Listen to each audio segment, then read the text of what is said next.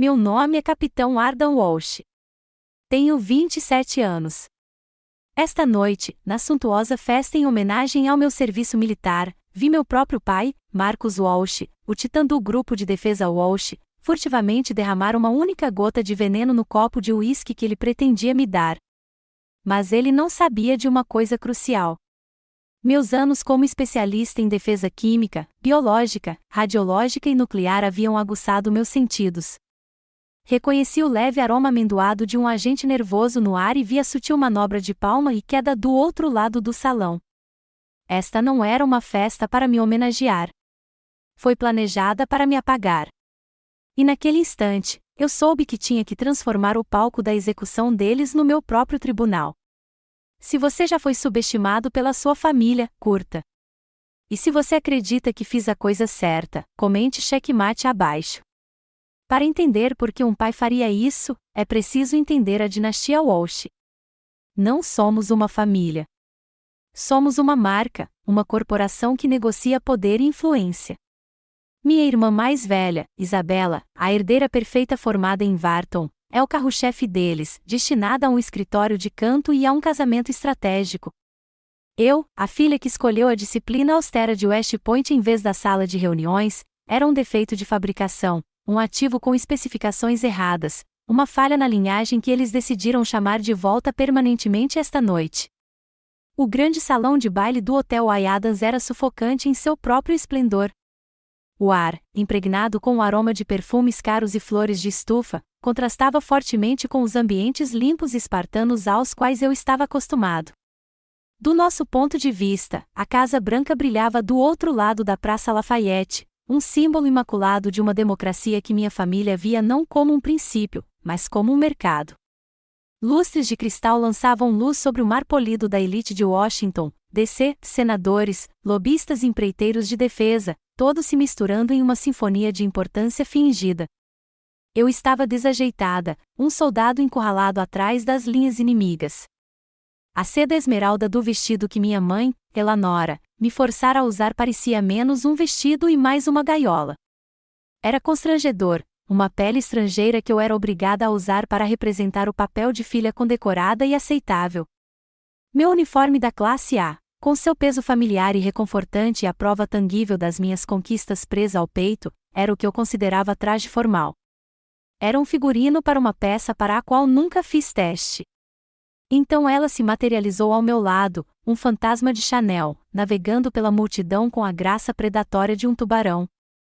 O sorriso de Eleanora Walsh era uma arma deslumbrante e perfeitamente organizada. Ela ajustou o pesado colar de diamantes em meu pescoço, seus dedos tão frios quanto seu coração contra minha pele. O gesto pretendia parecer maternal para os fotógrafos em órbita, uma demonstração pública de afeto que era pura ficção. Suas palavras, no entanto, eram apenas para mim. Seu pai gastou uma fortuna nesta festa, Ardan, sussurrou ela, com a voz um fio sedoso de veneno. Seu sorriso não vacilou, uma obra-prima da guerra social. Tente parecer que você merece. Não envergonhe a família com esse olhar carrancudo de quem só sabe obedecer a ordens. As palavras foram um golpe direto na velha e purulenta ferida de inadequação que ela pessoalmente havia esculpido em mim. Senti a picada familiar, uma onda de calor subindo às minhas bochechas que eu consegui afastar com controle experiente. Anos de disciplina militar haviam forjado uma muralha impenetrável de compostura. Minha expressão permaneceu neutra, minha postura perfeita. Assenti levemente, quase imperceptivelmente, como um soldado reconhecendo uma ordem desagradável. Seu sorriso se estreitou e ela se afastou para encantar um congressista. Minha consciência situacional, já em alerta máximo, aguçou-se ao extremo. Foi então que vi o general Alistair Finn vindo em minha direção.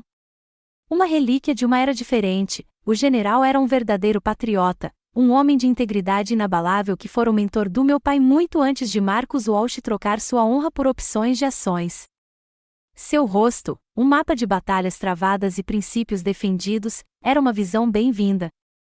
Cuidado, Ardan, disse ele, com a voz rouca e rouca, evitando gentilezas. Ele pegou minha mão, com um aperto firme. Seus olhos expressavam uma preocupação profunda e inquietante. Seu pai está nadando com tubarões e começando a se parecer com um. Há rumores feios no Pentágono. Seu aviso foi a confirmação final que eu não sabia que precisava. O nó frio no meu estômago se apertou. O general não era um homem dado a melodrama. Suas palavras mudaram toda a atmosfera da sala de hostil para letal. Eu não era mais uma filha em um evento familiar constrangedor. Eu era uma oficial de inteligência que acabará de receber informações confiáveis sobre uma ameaça iminente. Comecei a mapear o salão, enxergando linhas de influência em vez de convidados. Foi então que o vi. Meu pai, Marcus Walsh, estava perto do grande bar, rindo com o secretário da Marinha. Ele era o carisma em pessoa. Pediu licença e foi até o barman, pedindo seu de sempre, um Glenfiddich puro. O barman serviu o líquido dourado em um pesado copo de cristal. Meu pai a pegou e virou as costas para o quarto, de frente para as grandes janelas com vista para a cidade.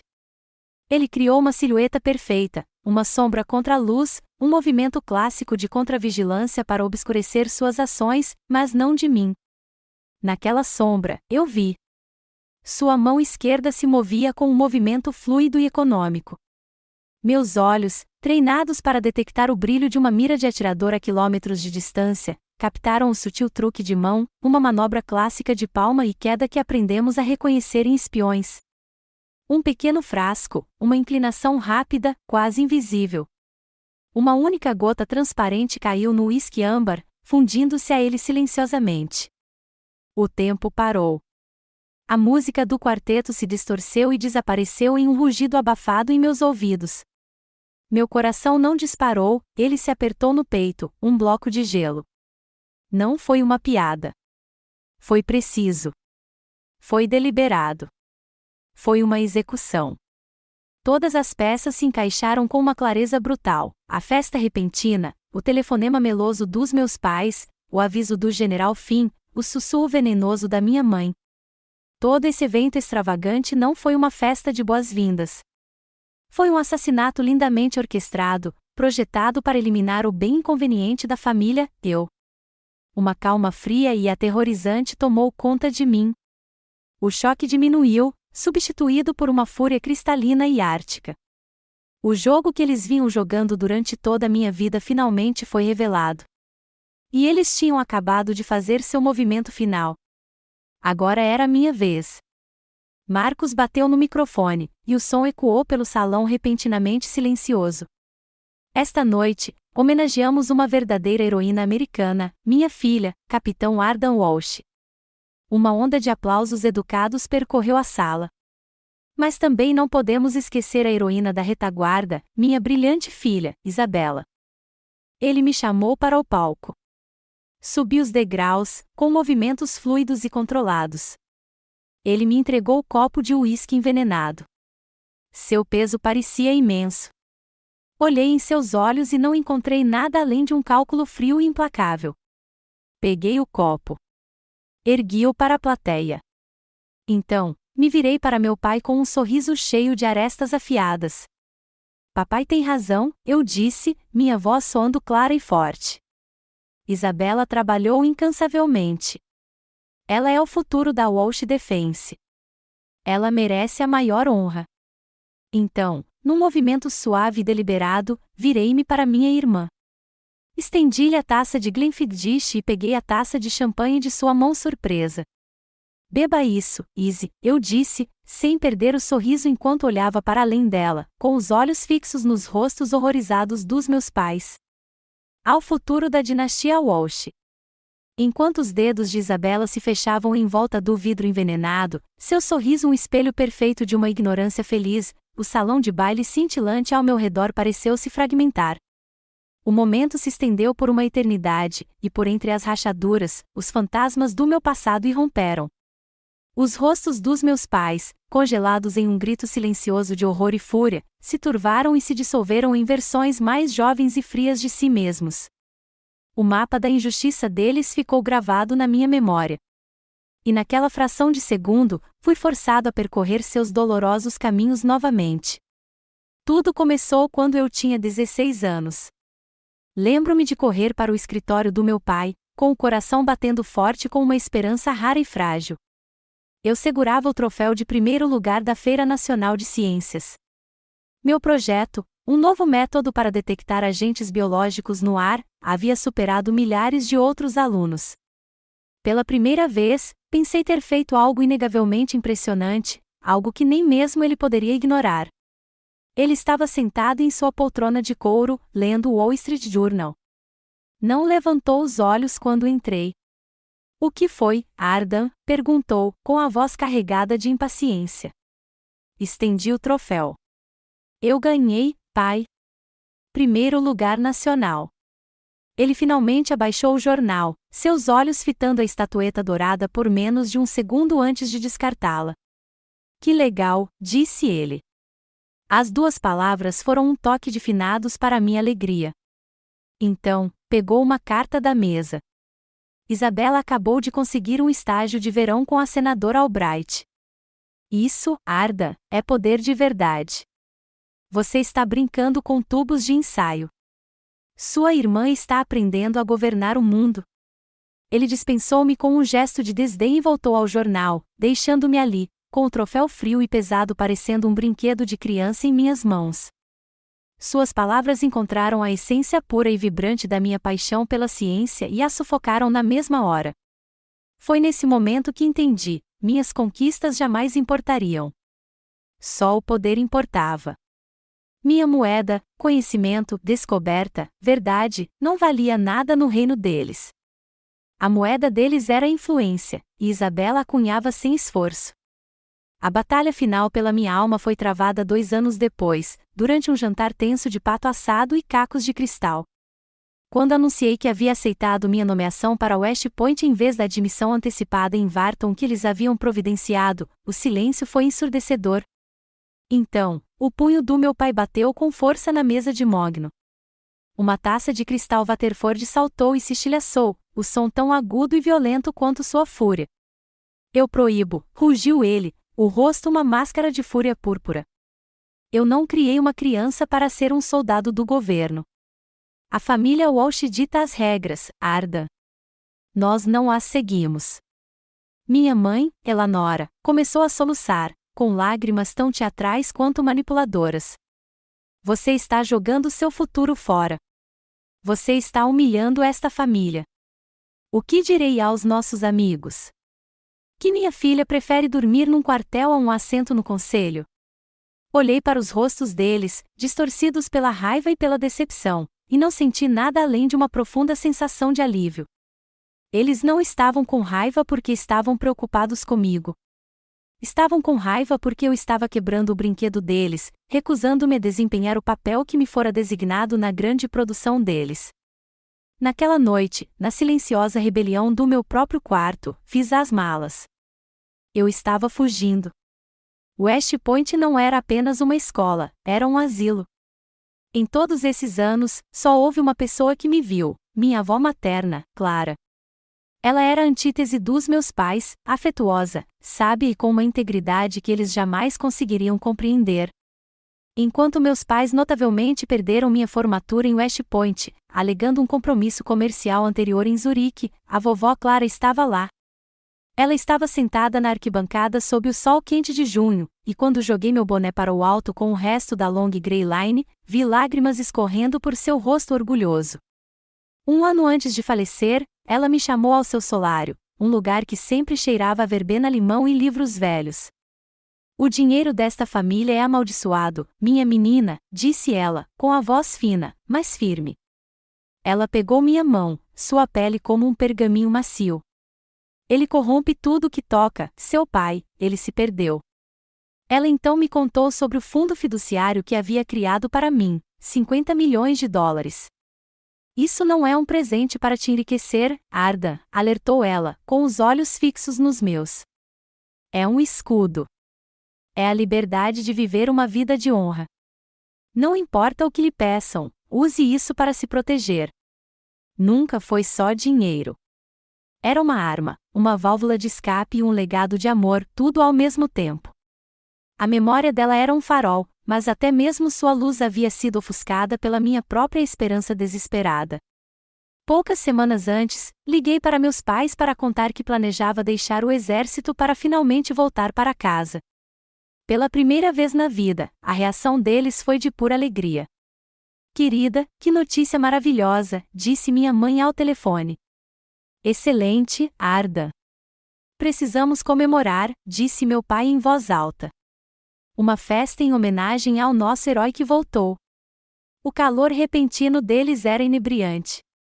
Eu estava tão faminto pela aprovação deles que devorava cada palavra falsa e doce.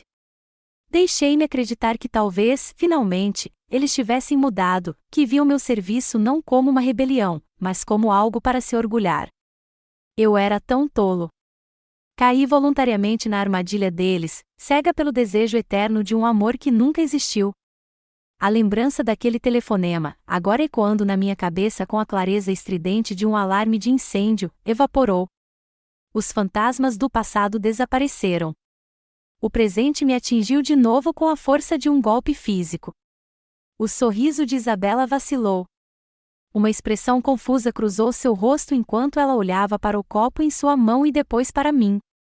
Seu corpo começou a tremer. O pesado cristal escorregou de seus dedos e se espatifou no chão de mármore. O legado da minha avó foi a honra. O legado dos meus pais foi esse caos, essa destruição se desenrolando diante de uma sala cheia das pessoas mais poderosas da nação. E eu, a maior decepção da família, era o único qualificado para limpar a bagunça. O som do copo de cristal se estilhaçando no chão de mármore foi como o de um tiro de largada. O caos se instalou. Isabela desabou em um monte de seda esmeralda, seu corpo já começando a convulsionar. Um suspiro coletivo percorreu o salão, seguido por uma onda de gritos de pânico. Senadores e seus assessores recuaram, derrubando cadeiras, suas fachadas de poder cuidadosamente construídas se desfazendo em um medo cru e primitivo. Por um único e paralisante segundo, uma onda de puro terror me atingiu. Meu plano tinha funcionado, mas a realidade, minha irmã, minha própria carne e sangue, morrendo no chão, era um horror que eu não me permitirá contemplar completamente. A culpa foi um golpe físico, ameaçando dobrar meus joelhos. Mas então, o grito agudo da minha mãe cortou o barulho, e não era um grito de pesar. Era uma acusação. Você, gritou Elanora, o rosto contorcido em uma máscara de puro ódio. Seus olhos, ardendo com um fogo aterrorizante, não estavam na filha moribunda. Estavam fixos em mim. O que você fez com a sua irmã? Meu pai, Marcos, avançou, mas não em direção a Isabela. Ele agarrou meu braço, seus dedos cravando-se em meu bíceps como garras. Ele me arrastou para longe dela, sua voz um sibilo furioso e baixo, dirigido apenas a mim. Você sabia, ele fervia, seu hálito quente de uísque e raiva. Como você pôde fazer isso? Como ousa? Naquele instante aterrorizante, a verdade foi revelada. O pânico deles não era pelo filho.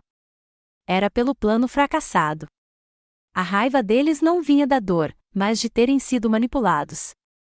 E assim, de repente, o soldado assumiu o controle. O medo, a culpa, a vida inteira de dor, tudo recuou, trancado atrás de uma porta de segurança de puro treinamento. O salão de baile caótico tornou-se uma zona de tensão. Os convidados aos berros tornaram-se civis a serem controlados. Minha irmã moribunda tornou-se uma vítima a ser estabilizada. Arranquei meu braço do aperto do meu pai com uma força que o deixou atordoado e em silêncio. Minha voz cortou o pânico crescente, clara e autoritária, o tom de parada militar que fazia os soldados ficarem em posição de sentido. Alguém ligue para o 911 agora, berrei. Relate uma possível exposição a um agente nervoso da variante VX. Protocolo de baixas em massa. Evacue esta sala. Ajoelhei-me ao lado de Isabela, minha mente uma máquina fria e fervilhante de listas de verificação e procedimentos. O vestido esmeralda era um fardo, apertado demais.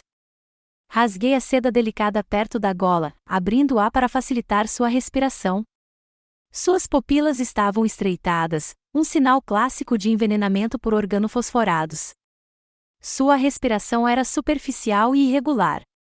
Kai, Lena, gritei, avistando meus dois companheiros de equipe QBRN perto da borda da sala, com os rostos sérios, mas firmes. Eles já estavam se movendo antes que eu terminasse.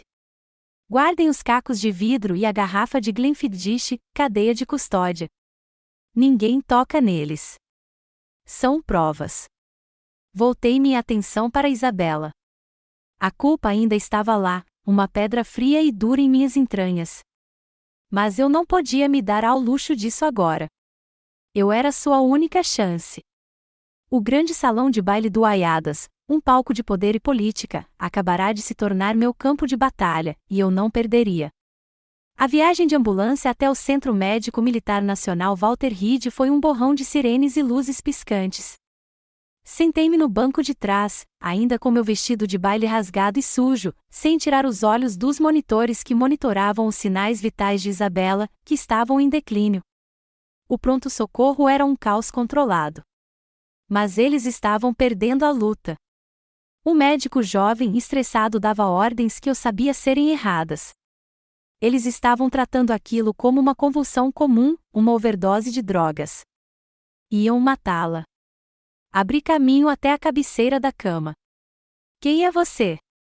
Você não pode ficar aqui, disparou o médico, com o rosto corado. Sou o capitão Ardan Walsh, especialista em QBRN do Exército dos Estados Unidos, declarei, sem deixar espaço para discussão. Sua paciente está sofrendo de exposição a um inibidor de colinesterase de nível militar. Doses padrão de atropina não resolvem. Você precisa dobrar a pralidoxima agora e preparar um gotejamento contínuo de diazepam para controlar as convulsões antes que ela sofra danos cerebrais permanentes. Ele me encarou, boquiaberto, vendo não um familiar em pânico com um vestido arruinado, mas um oficial no comando. Algo nos meus olhos, na certeza absoluta da minha voz, o fez hesitar. Uma enfermeira ao lado dele, uma mulher mais velha com olhos de quem já viu de tudo, assentiu levemente. Faça isso, disse o médico finalmente. Fiquei, registrando os sinais vitais, sugerindo ajustes de dosagem, traduzindo a linguagem esotérica da guerra química para os termos práticos da medicina de emergência. Eu não era médico, mas conhecia esse inimigo intimamente. Passei anos estudando como ele matava e, por extensão, como detê-lo. E enquanto observava os monitores começarem a se estabilizar, observava as convulsões violentas de Isabela se transformarem em tremores, eu sabia que minhas ações tinham acabado de salvar sua vida. Horas depois, após Isabela ter sido transferida para uma UTI de segurança máxima, o FBI chegou. A cena no hotel havia sido escalada para um possível evento de terrorismo doméstico. Sentei-me em uma cadeira de plástico rígido em um corredor estéril, a adrenalina finalmente se esvaindo, deixando um rastro de exaustão profunda e profunda. Eu os vi interrogando minha mãe, que estava encenando uma imitação magistral de uma matriarca em luto. Então meu pai emergiu da sala de espera, sem a compostura, o rosto uma nuvem de pura fúria. Ele caminhou pelo corredor e parou na minha frente. Desta vez, não sussurrou. Você destruiu tudo, rosnou ele, agarrando meu braço novamente, com o rosto a centímetros do meu. Tudo o que eu construí. Era para ser você. Era para você ser a única a morrer. Você não passa de um fracasso inútil. Suas palavras, cruas e sem filtro, ecoaram pelo corredor silencioso do hospital. O que ele não viu foi o agente do FBI parado ali na esquina, com o paletó desabotoado e a mão perto da arma. O que ele não sabia era que as câmeras de segurança do hospital estavam sempre gravando, com suas luzes vermelhas silenciosas captando cada palavra. E o que ele não conseguia compreender era que sua confissão odiosa e desesperada tinha acabado de me entregar à guerra. Depois que o FBI levou meu pai embora, a adrenalina que me mantinha firme como uma armadura finalmente se dissolveu, deixando apenas a exaustão crua e dolorosa por baixo. O corredor do hospital, antes um ambiente tático, de repente pareceu vasto e frio. Um tremor começou em minhas mãos, uma reação tardia ao choque, e logo meu corpo inteiro tremia incontrolavelmente na seda fina da minha bata destruída. Tropecei pelas portas automáticas e entrei no frio cortante da noite de Washington. O ar da cidade parecia límpido e puro em meus pulmões, depois do cheiro estéril do hospital. Encostei-me a um pilar de concreto, cuja textura áspera contrastava fortemente com a opulência da noite, e me abracei, tentando conter os tremores. E então eles estavam lá, Kai e Lena. Eles estavam esperando, a uma distância respeitosa, me dando um espaço que eu não sabia que precisava. Eles se moveram em minha direção, não alarmados, mas com a competência silenciosa de soldados que sabiam como lidar com um camarada em choque. Lena chegou primeiro. Ela não disse uma palavra. Simplesmente me envolveu com seus braços fortes, me puxando para um abraço firme e acolhedor. Enterrei meu rosto em seu ombro, o tecido de sua camisa de algodão simples me confortando. Então Kai se aproximou de mim. Ele tirou seu próprio paletó de serviço do exército, o verde formal, e o colocou sobre meus ombros. Chegamos, capitão, disse ele, com a voz grave e firme. Não era uma pergunta nem uma oferta. Era uma constatação. O calor da lã grossa penetrou na minha pele, afastando o frio. Inspirei o cheiro familiar do detergente fornecido pelo exército e o leve e limpo aroma da disciplina de um soldado. Era o cheiro da segurança, da lealdade, do lar. No círculo de seus braços, sob o peso daquele casaco, a muralha de ferro da compostura que eu mantive por uma vida inteira finalmente se rompeu.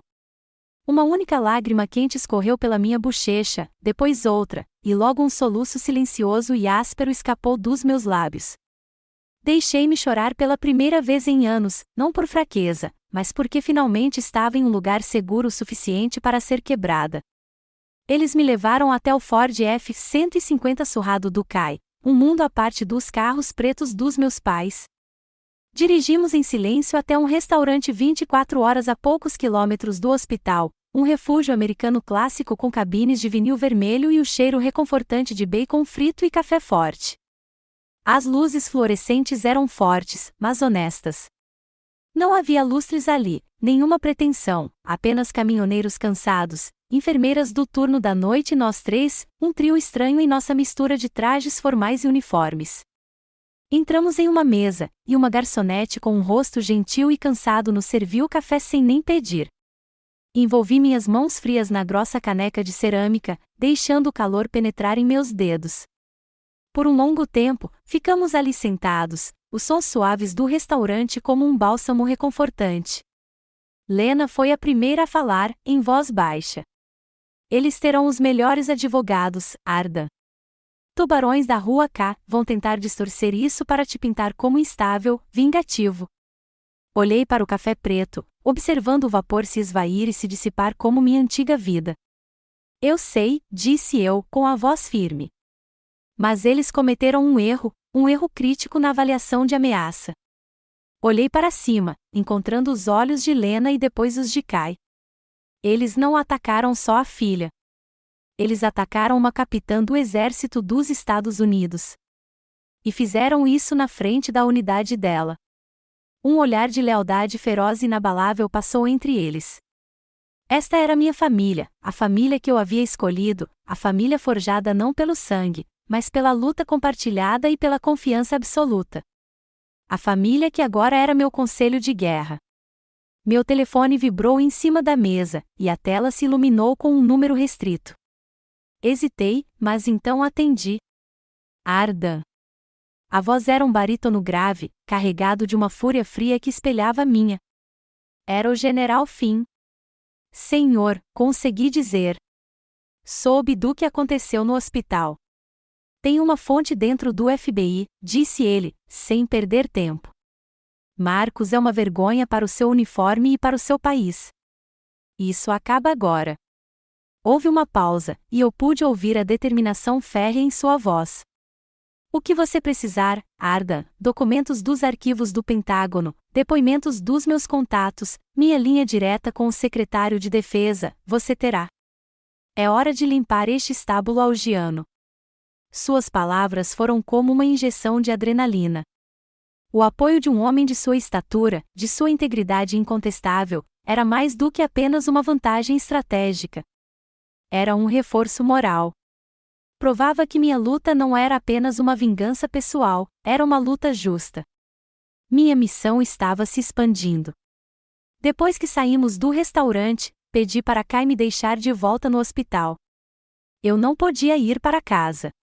A casa dos meus pais era uma cena de crime, e meu próprio apartamento parecia vazio demais. Eu precisava estar ali. Caminhei pelos corredores silenciosos e assépticos até chegar à ala de segurança da UTI. Parei diante da grande janela de vidro, olhando para Isabela. Ela estava deitada, imóvel, ofuscada pelas máquinas que agora respiravam por ela, viviam por ela. Fios e tubos a conectavam a uma sinfonia de bips silenciosos e zumbidos rítmicos. Ela parecia tão frágil, tão pequena. A culpa, que havia sido contida pela ação e pela adrenalina, retornou com força total. Ela era inocente, presa em uma guerra que nem sabia que estava sendo travada. Desculpe, Izzy, sussurrei para o vidro, minha respiração formando um pequeno círculo. Sinto muito por ter te envolvido nisso. Observei o peito dela subir e descer constantemente, um sinal de vida que eu quase havia extinguido e então lutado para salvar. Minha determinação se fortaleceu, transformando-se de tristeza em um propósito frio e duro como diamante. Isso é maior do que o agora.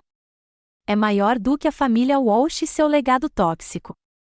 Mas eu prometo, continuei, meu sussurro um voto solene, que trarei a verdade à tona. Não apenas por mim, por você e por cada soldado que nosso pai colocou em perigo com sua ganância. Essa promessa se instalou em minha alma, não como um fardo, mas como uma diretriz de missão. Minha guerra pessoal tinha acabado de se tornar uma cruzada. E eu preciso te perguntar, você já teve que encontrar uma nova família, uma família escolhida, para obter o apoio que seus próprios parentes de sangue jamais lhe dariam? Deixe-me saber nos comentários, simplesmente digitando sim, porque preciso saber que não estou sozinha nessa luta. Por 2 dias, vivi no limbo estéril do hospital, alimentado por café velho e pura força de vontade. Sentei-me no canto do quarto particular de Isabela, uma sentinela silenciosa, observando a dança rítmica dos números nos monitores que aprendiam a vida. Meus pais haviam sido liberados sob fiança, uma quantia tão astronômica que era um insulto, e agora estavam impedidos de entrar no hospital enquanto a investigação continuava. Era só eu, o zumbido silencioso das máquinas e os 2 agentes do FBI posicionados do lado de fora da porta. Na terceira manhã, as pálpebras de Isabela tremeram. Eu estava ao seu lado num instante, meu coração batendo freneticamente contra minhas costelas. Seus olhos, do mesmo castanho escuro que os meus, abriram-se lentamente, nublados pela confusão. Seu olhar vagou do soro intravenoso em seu braço para o monitor cardíaco, depois para os agentes federais armados visíveis através do vidro. Finalmente, seus olhos me encontraram. Sua última lembrança era do meu sorriso e do gosto amargo do uísque. Sua realidade agora era aquela sala estéril, um guarda federal e uma expressão indecifrável no rosto da irmãzinha. Eu podia ver as perguntas se formando em sua mente, uma tempestade de confusão por trás de seus olhos cansados. Ela tentou falar, mas sua garganta estava áspera, e apenas um som áspero e seco emergiu. Antes que eu pudesse dizer qualquer coisa, a porta se abriu e nossos pais entraram, ladeados por um homem de terno italiano elegante que só podia ser o advogado principal deles. Eles claramente haviam mexido os pauzinhos para conseguir esse acesso. Meu pai, Marcos, compôs uma expressão de grave preocupação. Minha mãe, Elanora, correu para o lado da cama de Isabela, agitando as mãos em um alívio artificial. Ai, meu bebê, você acordou, gritou Elanora, agarrando a mão de Isabela. Estávamos tão preocupadas. Só uma reação alérgica grave, querida, acrescentou Marcos suavemente, com a voz calma de barítono. Você nos deu um belo susto. Isabela, especialista em navegar pelas correntes emocionais traiçoeiras da nossa família, não acreditou. Seu olhar se voltou para os agentes do FBI. Ela olhou para mim e, em meus olhos, não viu alívio nem triunfo. Viu apenas uma tristeza profunda, profunda, e sabia. Sabia que algo estava terrivelmente errado. O advogado pigarreou e se dirigiu aos agentes. Meus clientes têm direito a alguns momentos de privacidade com a filha. Após uma discussão tensa, os agentes concordaram, relutantemente, em esperar do lado de fora, deixando nós 4 presos na intimidade sufocante do quarto de hospital. A unidade familiar, fragmentada e tóxica, estava inteira novamente pela última vez. Assim que a porta se fechou, o comportamento de Eleanora mudou. A mãe preocupada desapareceu, substituída pela estrategista fria e calculista. Ela se inclinou para perto de Isabela, sua voz se transformando em um sussurro conspiratório. Escute, Isabela, começou ela, apertando a mão da minha irmã com mais força. Você precisa proteger esta família. Arda, ela sempre teve ciúmes de você. Ela inventou essa história insana para arruinar seu pai, para nos arruinar. Quando o FBI te interrogar, você precisa dizer que bebeu o copo dela por acidente, que foi tudo um erro terrível. Entendeu, querida? Pela família. Observei, paralisado no meu canto, minha mãe realizar o ato mais cruel de guerra psicológica que eu já presenciei. Ela não estava confortando a filha, que acabará de sobreviver a uma tentativa de assassinato. Ela estava instruindo uma testemunha, alimentando-a com uma mentira para salvar a própria pele. A primeira rachadura fina surgiu na gaiola perfeita e dourada do mundo de Isabela. Eu podia ver isso na forma como sua testa se franziu, no brilho de descrença em seus olhos. A voz não era a de uma mãe amorosa, era a voz de uma advogada preparando sua cliente para o depoimento. O advogado, vendo minha presença como uma ameaça, insistiu que eu também fosse embora. Não protestei. Simplesmente lancei um último olhar significativo para Isabela e saí para o corredor. Esperei pelo que pareceu uma eternidade, com minha própria equipe, Kai e Lena, em silêncio ao meu lado, um contraste gritante com a lealdade paga da equipe jurídica do meu pai. Quando meus pais e o advogado finalmente saíram, seus rostos estavam sombrios. Seja lá o que tivessem tentado, não funcionara como planejado. Depois que eles saíram, me deixaram voltar. O quarto estava carregado com as consequências do veneno da minha mãe, uma toxina muito mais insidiosa do que a que corria pelas veias de Isabela. Ela estava pálida, os olhos arregalados de um horror crescente. Olhou para mim com um apelo silencioso. Precisava da verdade, por mais feia que fosse. Não disse uma palavra. Simplesmente peguei meu celular, que havia recuperado no apartamento. Kai, com suas mãos firmes de cirurgião, conseguirá capturar um vídeo surpreendentemente nítido dos eventos no palco, de sua mesa. Coloquei o telefone na mesa de cabeceira da Isabela e apertei o play. Ela assistiu a cena se desenrolar em silêncio. Viu a festa, os brindes, os grandes pronunciamentos. Viu-me subir ao palco e aceitar o copo do nosso pai. Viu o sorriso que lhe dei. E então viu a troca, um momento que se lembrava, mas não compreendia. O vídeo estava perfeitamente posicionado para capturar a reação dos nossos pais. Não houve surpresa, nem confusão, apenas uma fração de segundo de horror congelado e abjeto enquanto o plano perfeito deles dava errado. Eles não gritaram. Não se moveram para impedi-la. Apenas observaram. Isabela prendeu a respiração. Ela repassou aquele momento único repetidas vezes, com o dedo tremendo enquanto tocava a tela. Observou seus rostos, observou sua inação. Eles sabiam, sussurrou, as palavras quase inaudíveis. Uma única lágrima escapou e deslizou por sua bochecha pálida. Eles sabiam o que havia naquele copo e me viram beber. A verdade caiu não como uma chuva suave, mas como um tsunami, varrendo os alicerces de toda a sua vida. Cada lembrança querida, cada palavra de louvor, cada declaração de amor agora se refletia no brilho horripilante daquela única verdade imperdoável. A criança de ouro, a princesa amada, era tão dispensável quanto o soldado rebelde. O som de passos se aproximando no corredor nos trouxe de volta ao presente. Os advogados estavam retornando. Os olhos de Isabela, agora límpidos com uma nova compreensão assustadora, fixaram-se nos meus. Ela me chamou para mais perto com um gesto fraco. Quando me inclinei, sua mão frágil se estendeu e agarrou meu pulso. Ela pressionou algo pequeno e frio na minha palma, fechando meus dedos em volta. Era uma chave. O escritório do papai lá em casa, ela sussurrou, com a voz rouca e entrecortada. Um compartimento secreto na última gaveta da escrivaninha dele. A combinação. É o aniversário da vovó Clara. Seus olhos ardiam com uma intensidade que eu nunca tinha visto antes. Encontre, arda. Encontre antes que destruam tudo. Foi o primeiro ato verdadeiramente rebelde de sua vida. Naquele momento, ela não era a herdeira dos Walsh. Era apenas uma garota cujo mundo havia sido destruído, escolhendo ficar ao lado da irmã ao lado de uma verdade terrível e dolorosa. A pequena chave que Isabela havia pressionado na minha palma parecia uma granada.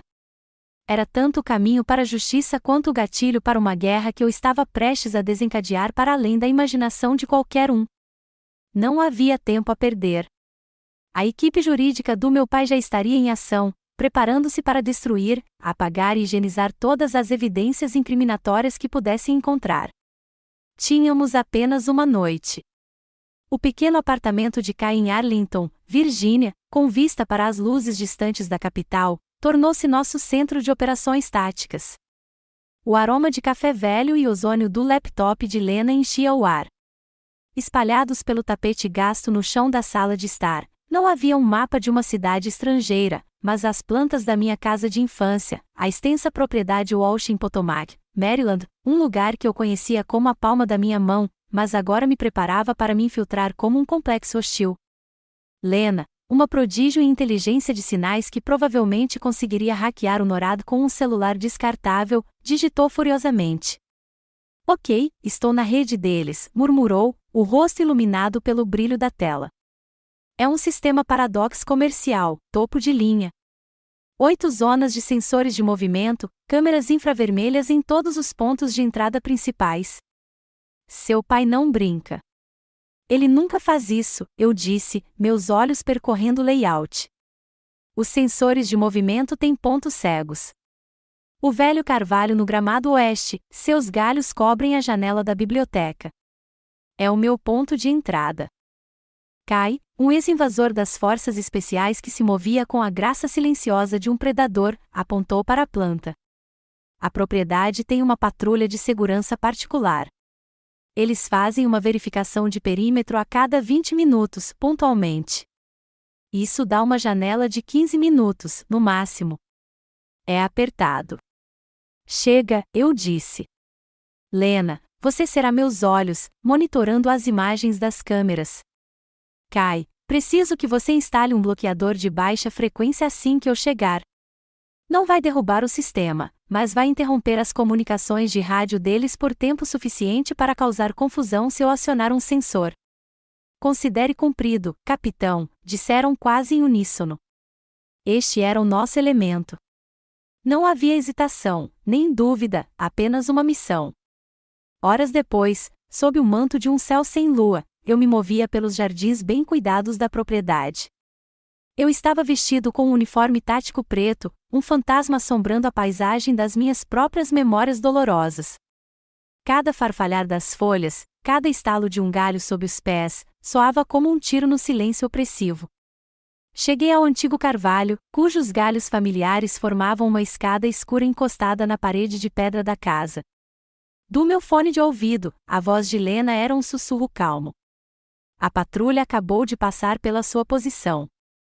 Sua janela está aberta. Vá. Escalei a árvore com facilidade, meus músculos relembrando as escaladas de uma infância solitária, passada fugindo de casa. Cheguei à janela da biblioteca e peguei um pequeno dispositivo de sucção da mochila, cortando um círculo perfeito no vidro. Deslizei para dentro, pousando silenciosamente no tapete persa felpudo. O ar na casa estava frio e parado, carregando o aroma fraco e enjoativo dos caros charutos cubanos e do couro velho do meu pai. Era o cheiro de poder e segredos. Eu me movia pelos corredores escuros, um fantasma em minha própria casa. Cada sombra parecia guardar uma lembrança, Isabela e eu nos escondendo das discussões dos nossos pais, minha avó Clara lendo para mim perto da lareira. Eu reprimia todas elas. A emoção era um fardo que eu não podia suportar. O escritório dele era exatamente como eu me lembrava, um santuário escuro, com painéis de madeira, onde eu sempre fui proibida de entrar. A enorme escrivaninha de mogno erguia-se como um altar no centro da sala. A voz de Lena estalava no meu ouvido. Não há sensores internos no escritório. Você está liberada. Ajoelhei-me e passei os dedos pela parte de baixo da escrivaninha, exatamente como Isabela descrevera. Encontrei a fenda escondida, um pequeno teclado numérico embutido. Aniversário da vovó Clara. Digitei os 8 dígitos, 08191945. Um clique suave ecoou no quarto silencioso, e uma gaveta, perfeitamente alinhada com a madeira, se abriu. Meu coração batia forte contra as costelas. Lá dentro, não havia dinheiro, nem joias, apenas um fino livro-razão preto e uma pilha de pastas de papel pardo. Peguei-as, e minha lanterna tática lançou um facho cortante sobre as páginas. Minhas mãos começaram a tremer, não de medo, mas de uma onda de raiva pura e genuína. Estava tudo lá: relatórios internos, resultados de testes suprimidos, e-mails criptografados. Página após página, descrevia uma conspiração de ganância tão monstruosa que me tirou o fôlego. Durante anos, o Walsh Defense Group vendia, conscientemente, detectores de agentes químicos defeituosos para o Departamento de Defesa, dezenas de milhares deles. Os relatórios detalhavam como os sensores falhavam catastroficamente em tempo frio, como davam falsos negativos e como eram, em essência, caixões de plástico caros. Vi os manifestos de embarque, as designações das unidades, a 101ª Divisão Aerotransportada, a 82ª, a 3ª Divisão de Infantaria, unidades onde meus amigos, meus colegas de West Point, estavam servindo naquele momento. Meu pai não tentou apenas matar a filha. Ele sentenciou à morte milhares de soldados americanos, homens e mulheres que confiaram suas vidas aos equipamentos que sua empresa construiu. Ele traiu seu país, sua honra e todos os que vestiam o uniforme, tudo por um ponto percentual extra em suas margens de lucro. Minha missão havia mudado. Não se tratava mais de família. Tratava-se de traição. Peguei meu celular, com as mãos firmes agora, alimentada por uma fúria gélida. Fotografei cada página, cada número incriminador, cada e-mail arrepiante. Quando terminei, deslizei tudo de volta, fechei a gaveta secreta e refiz meus passos. De volta à segurança do apartamento de Kai, o sol começava a atingir o céu a leste de um roxo tingido de roxo. Dormir era impossível. A raiva e a tristeza queimavam em minhas veias. Sentei-me diante do laptop de Lena e transferi a montanha de imagens para um pendrive altamente criptografado. Nem pensei em enviá-lo ao FBI. A influência do meu pai era profunda. Eu não podia arriscar um vazamento, uma espiã escondendo as evidências. Só havia uma pessoa em quem eu confiava para levar esta guerra até o fim. Abri um cliente de mensagens militares seguro e carreguei o arquivo. O destinatário era o general Alistair Finn. Digitei uma mensagem curta e simples: General, aqui estão as provas de traição. Por favor, haja pelo bem dos nossos soldados. Meu dedo pairou sobre o botão de enviar. Era isso, o ponto sem retorno. Eu não era mais apenas uma filha em busca de justiça. Eu era uma soldada denunciando um inimigo do Estado. E o inimigo era meu próprio pai. Apertei o botão de enviar. No momento em que cliquei em enviar a mensagem para o general Finn, a natureza da minha guerra mudou. Não era mais uma batalha pessoal travada nas sombras. Eu tinha acabado de lançar um míssil teleguiado no coração do establishment de Washington, D.C., e só me restava esperar pela explosão. Chegou menos de 6 horas depois. O general mais tarde me descreveu a cena: uma sala à prova de som e sem janelas, nas profundezas do Pentágono, conhecida apenas como SIF, Sensitive Compartment Information Facility. Lá dentro, sob a iluminação forte e estéril, estavam sentados os 3 homens mais poderosos das Forças Armadas dos Estados Unidos, o secretário de Defesa, o chefe do Estado-Maior Conjunto e o próprio general Finn. As imagens que eu havia tirado, fotos borradas, tiradas às pressas com um celular, foram exibidas em uma enorme tela de alta definição, cada pixel um testemunho da ganância do meu pai. Senhor secretário, começou o general Finn, com a voz fria e desprovida de emoção. O que o senhor está vendo não é apenas uma fraude contratual. É um ato deliberado de traição. O Walsh Defense Group vendeu caixões de alta tecnologia para nossos soldados. Cada um desses detectores defeituosos é uma potencial sentença de morte à espera de ser executada em um campo de batalha. Um silêncio pesado e perigoso tomou conta do CIF. O chefe do Estado-Maior Conjunto, um homem que eu só vira na televisão, olhava fixamente para a tela, com o rosto endurecido numa máscara de fúria fria. O secretário de Defesa disse apenas 2 palavras: Inspetor-Geral. Com isso, todo o peso aterrorizante do Departamento de Defesa dos Estados Unidos foi mobilizado. Uma investigação da mais alta prioridade foi iniciada, não pelo FBI, mas pela própria Corregedoria do DoD, uma organização bulldog com o poder de destruir o império do meu pai de dentro para fora. A tempestade havia desabado. Enquanto isso, meus pais, em liberdade condicional, com uma fiança exorbitante, lançaram sua contraofensiva. Fizeram o que os poderosos sempre fazem quando encurralados: compraram uma nova narrativa. Contrataram uma equipe de advogados de um notório escritório da Rua K, táticos impiedosos, conhecidos por fazer escândalos desaparecerem. A estratégia deles era tão brutal quanto previsível. Decidiram me levar a julgamento no Tribunal da Opinião Pública. Quase da noite para o dia, a história começou a mudar. Fontes anônimas, convenientemente citadas em tabloides e noticiários a cabo, começaram a vazar histórias. Fui retratado como um veterano descontente sofrendo de TEP grave, atacando minha família em busca de ganhos financeiros. Eles usaram meu serviço, exatamente aquilo que meu pai fingia honrar, como uma arma contra mim, distorcendo minha dedicação em um sintoma de instabilidade mental. Cada missão que servi, cada sacrifício que fiz, foi reformulado como um trauma que me deixou quebrado e inseguro. Era uma tática vil e repugnante. E por alguns dias sombrios, começou a funcionar. A narrativa pública estava se voltando contra mim. Mas eles não contavam com Isabela. Fraca, pálida, mas resoluta, ela havia feito sua escolha. De seu leito hospitalar no Walter Reed, concordou em prestar um depoimento formal aos investigadores do escritório do Inspetor-Geral do Departamento de Defesa e do FBI. Permitiram-me estar ali, em pé no canto da sala, uma testemunha silenciosa. Eu vi alguns desses relatórios, disse Isabela, com a voz trêmula, mas firme, os olhos fixos no investigador principal. Aqueles sobre as falhas nos sensores. Perguntei ao meu pai sobre eles. E qual foi a resposta dele? Perguntou o investigador gentilmente.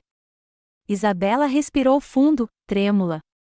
Ele me disse que era um probleminha de otimização da produção. Ele me disse para não preocupar minha linda cabecinha com isso. Uma lágrima solitária rolou por sua bochecha. Ele mentiu para mim. Ele mentiu para todos nós. O depoimento dela foi devastador. A criança de ouro, a herdeira escolhida da dinastia Walsh, acabará de corroborar a alegação central da investigação. Foi um golpe fatal na barreira jurídica do meu pai, desferido pela única pessoa de quem ele jamais suspeitaria. Ele havia construído seu império com base na lealdade da família. E essa mesma lealdade, redefinida como lealdade à verdade, agora o estava destruindo. O ato final de sua vida pública aconteceu uma semana depois. Meus pais, desesperados para projetar uma imagem de normalidade e poder inabalável, decidiram comparecer ao baile beneficente anual no Kennedy Center. Era a joia da coroa da temporada social em Washington, D.C., um lugar para ver e ser visto, para tranquilizar seus aliados e intimidar seus inimigos, demonstrando que a família Walsh era intocável. Eleanor estava envolta em diamantes, Marcos em um smoking que custava mais do que o salário anual de um soldado. Eles estavam no grande saguão, rindo e cortejando um proeminente senador dos Estados Unidos, a imagem do poder isolado e arrogante. Eles achavam que estavam seguros em seu habitat natural, cercados por seus semelhantes. Foi então que 2 homens modestos e profissionalmente vestidos se aproximaram deles. Não eram repórteres nem admiradores. Eram agentes federais. Um deles falou, com a voz educada, mas clara, em meio ao silêncio repentino que se abatera sobre a multidão: Senhor e Senhora Walsh. O sorriso do meu pai congelou no rosto. Os senhores estão intimados a depor perante um grande júri federal. O delegado entregou-lhes os documentos dobrados e impecáveis. No silêncio repentino e mortal do grande saguão do Kennedy Center, o som do papel pareceu tão alto quanto um tiro. Então, veio um som diferente, o clique frenético e predatório de dezenas de obturadores de câmeras. A imprensa, que havia sido avisada, capturou o momento de todos os ângulos. Os flashes dispararam como uma sequência de explosões, iluminando as expressões de espanto e horror dos meus pais. Suas máscaras cuidadosamente confeccionadas haviam sido arrancadas, expondo a podridão que havia por baixo para o mundo inteiro ver. A dinastia Walsh, o império intocável de poder e influência, havia acabado de começar a ruir da forma mais pública imaginável. O dia da audiência chegou não com uma tempestade, mas com um silêncio frio e silencioso. Devido às implicações para a segurança nacional, não se tratava de um julgamento público, mas sim de uma audiência federal a portas fechadas, numa sala segura, com painéis de madeira, que mais pareciam um túmulo do que um tribunal. Não havia júri, apenas um juiz federal severo e grisalho, a equipe de acusação do Departamento de Justiça e meus pais com sua equipe de advogados caros. Entrei vestindo meu uniforme de serviço do Exército, o paletó azul escuro perfeitamente passado, os botões de latão brilhando sob a iluminação embutida. Cada fita e medalha no meu peito eram um testemunho de uma vida que eles nunca compreenderam e tentaram extinguir. Sentei-me à mesa das testemunhas, com as costas eretas como uma vara. Do outro lado da sala, meus pais estavam sentados à mesa da defesa. Meu pai, Marcos, me encarava com uma expressão de ódio puro e puro. Minha mãe, Eleanora, não conseguia me olhar nos olhos. Ela apenas fitava, sem expressão, a mesa polida à sua frente, uma estátua de mármore de autopiedade. Isabela sentou-se na primeira fila, atrás de mim, um pilar silencioso de apoio. O general Finn, Kai e Lena também estavam lá, minha família escolhida, minha guarda de honra.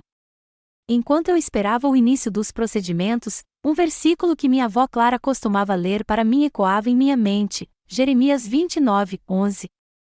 Porque eu bem sei os planos que tenho para vocês, declara o Senhor, planos de fazê-los prosperar e não de lhes causar dano, planos de dar-lhes esperança e um futuro. Percebi então que o plano de Deus para mim não era a prosperidade como meus pais a entendiam. Era criar forças para suportar aquele exato momento. A promotora principal, uma mulher astuta chamada Sra. Davis, começou seu interrogatório. Capitão Walsh, começou ela, com a voz calma e firme, o senhor pode, por favor, dizer ao tribunal por que acredita que seu pai, Marcus Walsh, tentou envenená-lo? Respirei fundo e olhei diretamente para o meu pai. Porque no mundo do meu pai, disse eu, com a voz clara e sem tremores, tudo e todos são classificados como um ativo ou um passivo. Durante anos, fui um passivo, a filha desobediente que escolheu o caminho do serviço em vez do lucro. Mas quando minha avó me deixou um fundo fiduciário significativo, tornei-me um ativo que ele pretendia liquidar. A sala estava em completo silêncio. E os soldados que servem este país, continuei, para ele, são perdas aceitáveis na busca por um preço de ação mais alto. O advogado principal do meu pai, um operador astuto da rua K chamado Peterson, levantou-se para o interrogatório. Sua estratégia era clara, me desacreditar e destruir. Capitão, começou ele, com a voz transbordando condescendência, não é verdade que o senhor tem uma longa história de rebelião? Desafiando a vontade dos seus pais de frequentar uma academia militar, uma escolha de carreira que, sob qualquer ótica financeira, foi um fracasso em comparação com o que sua família lhe ofereceu? Antes que eu pudesse responder, uma voz clara surgiu atrás de mim, objeção. O juiz pareceu surpreso. Com base em quê? E quem está falando? Isabela se levantou, com a voz trêmula, mas resoluta. Com base no fato de que o caráter da minha irmã está sendo assassinado, meritíssimo. Peterson deu um sorriso irônico. E você é? Eu sou Isabella Walsh. E a escolha da minha irmã não foi rebelião. Numa família que havia perdido a bússola moral, a escolha dela foi a única honrosa. Ela escolheu a honra. Seguiu-se um silêncio atordoante. Peterson, pela primeira vez, ficou sem palavras. O juiz apenas acenou para Isabela. Obrigado, senhora Walsh. Por favor, sente-se. O movimento final da acusação foi um golpe de mestre. A senhora Davis apresentou um pequeno livro encadernado em couro ao tribunal. Meritíssimo, este é o diário pessoal de Clara Walsh, a falecida mãe da ré. Peterson se levantou de um salto. Objeção. Boato. Isso demonstra o estado de espírito e o caráter duradouro da ré, meritíssimo, retrucou Davis. Posso ler uma breve anotação datada de pouco antes de sua morte? O juiz olhou para o diário e assentiu. Prossiga. A senhora Davis leu, sua voz preenchendo o silêncio da sala. Marcus foi cegado pela própria ambição. Ele está construindo um império sobre uma base de mentiras. Temo pelas minhas netas, presas nesta gaiola dourada com ele. Só posso rezar para que arda, que tem o coração de um soldado, um dia encontre a coragem de quebrar essa maldição. Um soluço sufocado veio da mesa da defesa. Era Elanora. A máscara cuidadosamente construída da matriarca de depois de Cristo finalmente se estilhaçou. Seus ombros caíram, suas mãos bem cuidadas voaram para o rosto, e um soluço áspero e feio percorreu o tribunal. Era o som de uma alma que sabia que o jogo estava perdido. Ela foi a próxima testemunha de acusação. Quando a senhora Davis a chamou para depor, Elanora parecia uma boneca quebrada, com a compostura completamente perdida. Eu só queria o melhor para os meus filhos, chorou, com as palavras abafadas pelas mãos. A próxima pergunta da senhora Davis foi feita com precisão cirúrgica, silenciosa, porém devastadora. E o que é melhor, senhora Walsh? Uma conta bancária maior ou a vida deles? Elanora não teve resposta. Ficou ali sentada, tremendo, seus soluços silenciosos sendo a confissão mais contundente de todas. Diante do diário, do depoimento de Isabela e do colapso de Elanora, sem mencionar a montanha de evidências de traição financeira, meu pai sabia que um julgamento público seria uma execução prolongada de todo o seu legado. Ele e seus advogados receberam uma proposta de acordo judicial para evitar maior exposição de informações sigilosas da defesa. Eles aceitaram. O juiz leu o veredito com voz sombria e firme. Sob a acusação de tentativa de homicídio e espionagem econômica contra os Estados Unidos, este tribunal condena Marcus Walsh à prisão perpétua sem possibilidade de liberdade condicional. Um suspiro percorreu a sala. Estava tudo acabado. Sob a acusação de cúmplice em tentativa de homicídio, este tribunal condena você, Elanora Walsh, a 20 anos em uma unidade correcional federal. 2 agentes federais se posicionaram atrás dos meus pais. Levantaram-se lentamente, com movimentos rígidos e rostos pálidos, máscaras de descrença. Enquanto eram conduzidos para a porta lateral, meu pai se virou e me olhou uma última vez. Seus olhos não estavam mais cheios de ódio. Estavam vazios, ocos pela totalidade de sua derrota. Encontrei seu olhar e o sustentei, com a expressão calma e as costas ainda eretas. Não senti triunfo. Não senti alegria. Senti-me em silêncio. O som pesado e ecoante da porta do tribunal se fechando atrás deles foi o som final. O jogo havia terminado. Quando a pesada porta do tribunal se fechou com estrondo, selando o destino dos meus pais, eu esperava sentir algo: triunfo, alívio, vingança. Em vez disso, havia apenas um silêncio profundo e perturbador. A guerra havia acabado, o inimigo vencido, mas o campo de batalha dentro de mim estava silencioso e desolado. A adrenalina que me alimentara por semanas evaporou, deixando um vazio profundo em seu lugar. A vitória parecia estranhamente uma derrota. Isabela deve ter percebido. Ela simplesmente pegou minha mão e saímos do Tribunal Federal, passando pela multidão de repórteres, e entramos no carro que nos esperava, dirigido por Kai. Não voltamos para a cidade. Em vez disso, dirigimos para o leste, em direção à Baía de Chesapeake, até o único lugar que sempre pareceu um verdadeiro santuário, a casa da nossa avó Clara, em Anápolis. Era uma bela casa colonial antiga, aninhada entre carvalhos, com uma ampla varanda com vista para o suave bater da água na praia. Cheirava a maresia, madeira velha e ao aroma persistente de lavanda da minha avó. Durante dias, Isabela e eu não fizemos nada. Sentávamo-nos na varanda em cadeiras de vime desgastadas pelo tempo, enroladas em colchas velhas, e observávamos os veleiros deslizarem pela baía. Falávamos muito pouco, deixando o silêncio fazer o trabalho que as palavras não conseguiam. Éramos dois sobreviventes à deriva em um bote salva-vidas, cuidando silenciosamente de nossas feridas invisíveis na calmaria após a tempestade. Uma semana depois do nosso retiro tranquilo, chegou uma carta. Era do Centro Correcional Federal onde minha mãe estava detida. O envelope era simples, o endereço escrito na letra elegante e familiar de Elanora. Segurei-o por um longo tempo, o papel pesando com o peso da nossa história compartilhada e fragmentada. Finalmente abri. Lá dentro, numa única folha de papel timbrado da prisão, havia 2 palavras rabiscadas com uma caligrafia trêmula, quase legível: sinto muito. Não havia manipulação naquelas palavras, nenhuma tentativa de justificação. Pela primeira vez na vida, senti que eram genuínas. Li-as várias vezes, depois dobrei a carta e a entreguei a Isabela. Ela leu, com uma expressão indecifrável, e a devolveu. "O que você acha?", perguntei, com a voz quase um sussurro. Isabela olhou para a água, com um olhar distante. "Eu acho", disse ela lentamente, escolhendo as palavras com cuidado, "que você pode perdoá-la pelo que ela fez, mas não precisa permitir que ela volte para a sua vida para fazer isso." Ela se virou para mim, com os olhos cheios de uma sabedoria triste que não existia há um mês. Às vezes, amar alguém significa amá-lo a uma distância segura. Suas palavras ressoavam com uma verdade profunda. Perdoar não era absolvê-los de seus pecados.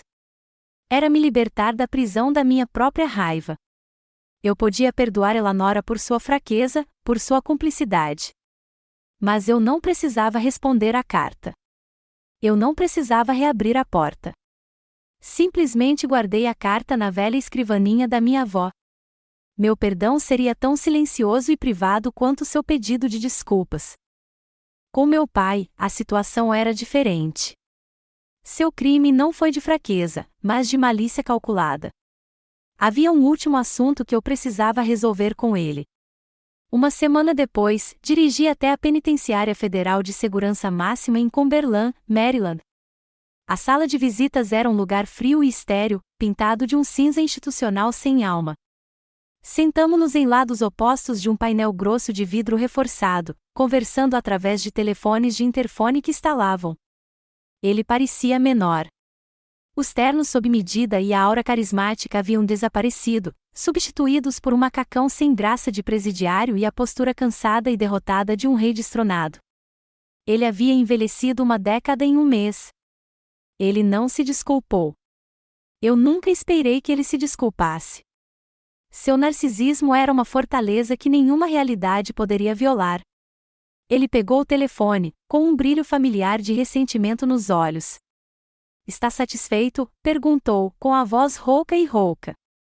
"Agora que você destruiu tudo?"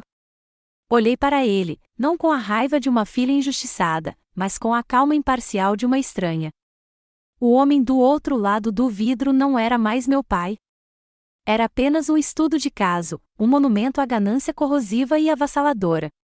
"Eu não destruí nada, Marcos", eu disse, usando seu primeiro nome pela primeira e última vez na vida. "Só levantei um espelho e mostrei o que já estava lá. Desejo-lhe paz." Coloquei o fone de volta no gancho, cortando nossa conexão final. Levantei-me, virei as costas para o vidro e saí daquela sala sem olhar para trás. Deixei o fantasma do meu pai para trás, um prisioneiro que ele mesmo criou, e pela primeira vez me senti verdadeiramente livre. Naquela noite, de volta à casa da minha avó, Isabela e eu sabíamos que havia uma última coisa que precisávamos fazer. Subimos ao sótão e encontramos uma caixa de armazenamento pesada e coberta de poeira, simplesmente rotulada como família.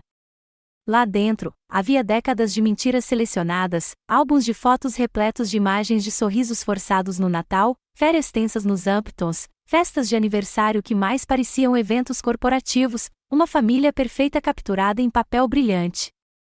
Levamos a caixa para o andar de baixo e nos sentamos diante da grande lareira de pedra. Não rasgamos as fotos com raiva. Em vez disso, as tiramos uma a uma, olhando para cada imagem sob a luz suave das lâmpadas da sala de estar. Reconhecemos o passado, o bom e o ruim, a garotinha que se esforçou tanto e a irmã que era cega demais para enxergar. Olhamos para os rostos dos nossos pais, fantasmas de uma vida que nunca foi realmente nossa. Então, juntos, começamos a alimentar o fogo com as fotos. Observamos as chamas se curvarem nas bordas de um retrato de Natal perfeito, transformando nossos falsos sorrisos em cinzas. Assistimos a uma viagem de esqui em família para Aspen derreter e desaparecer nas brasas. Não foi um ato de raiva, foi uma libertação, um funeral para uma família que nunca existiu de verdade. Quando a última fotografia foi consumida pelo fogo, uma profunda sensação de paz tomou conta do ambiente. Um peso enorme e invisível que eu nem percebia que carregava foi tirado dos meus ombros. O legado tóxico da dinastia Walsh havia terminado ali esta noite, no calor e na luz da lareira da nossa avó. Não éramos mais definidos por seus nomes ou seus crimes. Éramos apenas Arda e Isabela, e finalmente estávamos livres para construir algo novo a partir das cinzas. Um ano pode parecer uma vida inteira. Um ano após o incêndio que consumiu nosso passado, o mundo parecia diferente, colorido em tons de esperança que eu havia esquecido que existiam. As estações haviam mudado e, com elas, nossas vidas também. Havíamos emergido das cinzas, não ilesos, mas refeitos, mais fortes nos lugares destruídos. Após uma cerimônia discreta no Pentágono, recebi uma dispensa honrosa do Exército.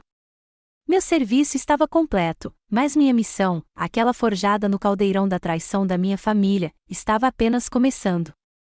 Usando o fundo fiduciário que minha avó me deixou, o escudo que ela sempre pretendeu que fosse, comecei um novo tipo de guerra.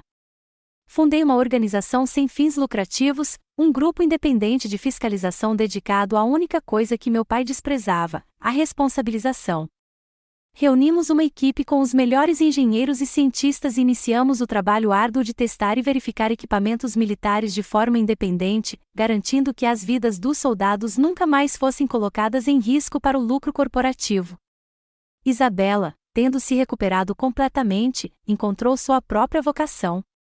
A garota que fora preparada para comandar um império corrupto decidiu, em vez disso, aprender como desmantelá-lo.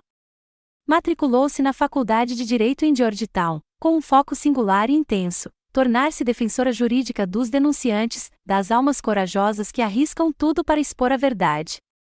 Ela já fora prisioneira em uma gaiola dourada e agora dedicava sua vida a libertar outros. Tínhamos tomado o veneno do legado do nosso pai e o estávamos transformando sistematicamente em antídoto. Hoje, esse novo legado recebeu um nome. Sob um brilhante céu de primavera, em um pequeno e elegante salão em Washington, D.C., lançamos oficialmente nossa fundação. Uma faixa simples pendia atrás do pódio, com as palavras numa declaração silenciosa, porém desafiadora: a Fundação Clara Walsh para a Integridade e Defesa.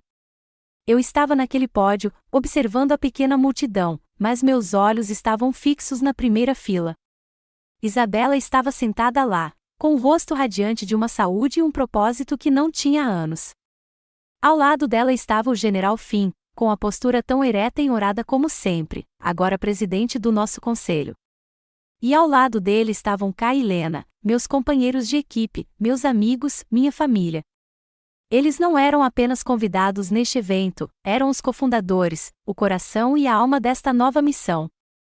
Há uma crença generalizada, comecei, com a voz firme e clara, de que legado é algo que se herda, um nome, uma fortuna, uma empresa que é passada de geração em geração. Estou aqui hoje para dizer que isso é mentira. Olhei diretamente para minha equipe, para minha família. Um verdadeiro legado não é o que te é dado. É o que você constrói. São as escolhas que você faz diante de probabilidades impossíveis. É a integridade a qual você se apega quando seria mais fácil deixá-la ir.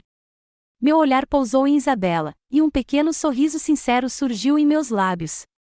E você não deve, construí-lo sozinha. Os aplausos foram calorosos e sinceros. Não eram os aplausos educados e transacionais do mundo do meu pai? Eram o som de uma crença compartilhada, de uma comunidade unida por um propósito comum. Após a cerimônia, Isabela e eu escapamos da multidão. Caminhamos ao longo da Tidal Basin, com uma brisa suave agitando as milhares de cerejeiras em flor que explodiam em uma explosão de rosa e branco. A cidade, outrora palco do drama sombrio da minha família, agora parecia um lugar de renascimento. Turistas e famílias passeavam à beira da água, rindo, tirando fotos, alegremente alheios às guerras travadas e vencidas nos prédios que os cercavam. Vocês acham que fizemos a coisa certa? Perguntou Isabela suavemente, com o olhar fixo nas delicadas flores. Pensei por um momento, não no julgamento, nem nas sentenças de prisão, nem na empresa arruinada. Pensei nos soldados que voltariam para casa em segurança graças ao nosso trabalho. Pensei nos jovens denunciantes que teriam um defensor ferrenho ao seu lado por causa dela. Nós escolhemos a honra, Izzy, respondi, com a voz repleta de uma paz que me fora estranha durante a maior parte da vida. A vovó Clara ficaria tão orgulhosa. Ela entrelaçou o braço no meu e seguimos em silêncio confortável. Não éramos mais produtos da dinastia Walsh, definidos por um nome manchado de traição e ganância. Éramos os arquitetos do nosso próprio futuro, construindo um novo legado, uma escolha honrosa de cada vez. Meus pais tentaram me apagar, silenciar a verdade inconveniente que eu representava. Mas falharam. Falharam porque nunca entenderam o princípio fundamental do mundo que eu havia escolhido, o mundo que, em última análise, me salvou. Nunca entenderam que um verdadeiro soldado nunca luta sozinho. Tenho minha família, uma família forjada não no acidente de sangue, mas no fogo da lealdade, da integridade e de um amor incondicional que eu jamais imaginei conhecer. O legado tóxico da família Walsh acabou, transformado em cinzas e espalhado pelos ventos das consequências. E um novo legado, o legado da honra, apenas começou. Antes de ir, quero agradecer por ouvirem a minha história. Não foi fácil contá-la, mas saber que vocês estavam comigo nessa jornada fez toda a diferença. Minha história pode ter acabado, mas muitas outras estão apenas começando. Se você acredita no poder da verdade e na força de uma família escolhida, inscreva-se neste canal. Há mais histórias de sobrevivência, justiça e incrível resiliência esperando para serem ouvidas. Seu apoio significa o mundo, não apenas para mim, mas para todas as vozes que merecem uma plataforma. Obrigada por serem minha guarda de honra.